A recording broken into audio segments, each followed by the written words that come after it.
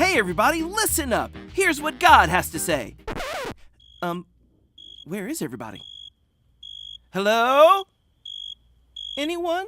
What's up, man? We're all right here. Oh, that's a relief. I was beginning to feel really lonely. I get that. Everybody can feel lonely sometimes, but listen up. You don't have to feel lonely anymore. For real? Tell me more. In John chapter 4, there was a Samaritan woman who felt lonely. We know this because she came to draw water from the well, all by herself, and at a time of day when no one would be there. That's kind of sad. Sounds like she didn't have any friends. It seems that way. Most women would go get water together. They would talk and laugh on the way to the well and help each other as they filled their jars. Everyone knew this woman had made some pretty bad mistakes in her life. Because of her bad decisions, no one would be friends with her. Instagram followers? 0. Think you could say that. So Jesus was traveling from Judea to Galilee. Back then, people would walk from town to town, which could be very tiring. Dude, according to this map, that's about 70 miles. That's quite a hike. I bet it took forever. We don't know how long it took, but we do know that Jesus and his disciples stopped in Samaria. And because it was a really hot time of day, Jesus decided to rest by a well where people would come to get water. Too bad he didn't have a camelback. A camelback? I'm sure there was a camel with a back around there somewhere, but what good would that do? You know, it'd keep him hydrated. He could sip water through it as he walked. Oh, a camelback. Like those backpacks you put water in, not a camel back. That makes a lot more sense.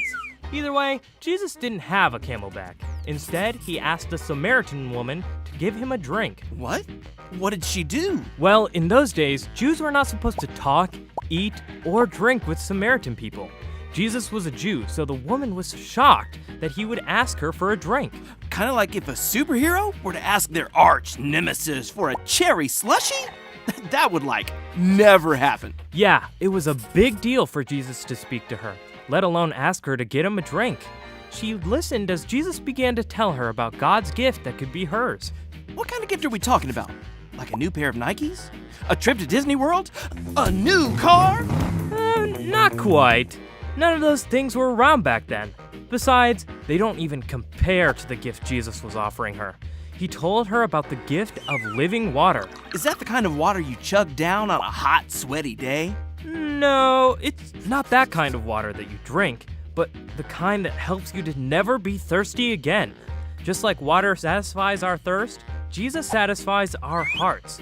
He fills us with his love that never runs out. Sign me up for that.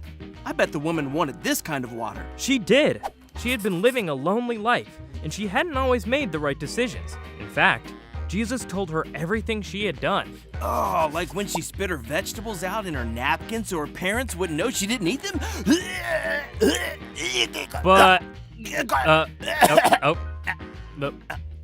But Jesus didn't make her feel bad for those wrong things. He only wanted her to see how much he cared about her. That's the best.